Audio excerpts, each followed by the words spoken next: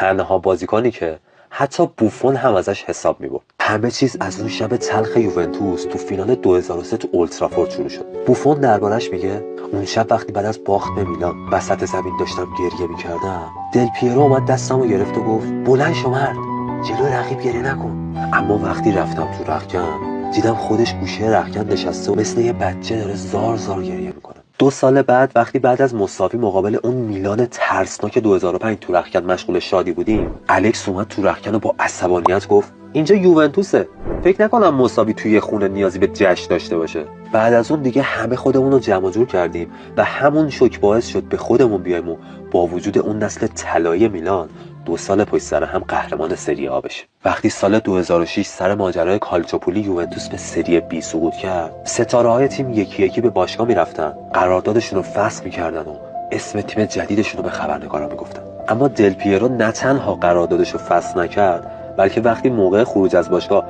خبرنگارا ازش پرسیدن تو کجا میری الکس، گفت یه جنتلمن هیچ وقت بانوی خودش رو ترک نمیکنه.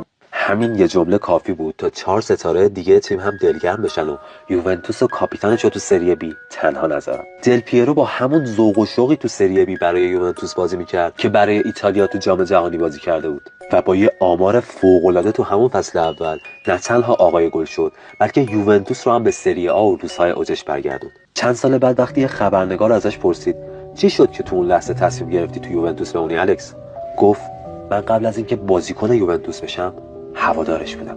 حالا همه این اتفاقات باعث شده تا خیلی‌ها اونو حتی از توتی هم وفادارتر بدونن. حالا نظر شما چیه؟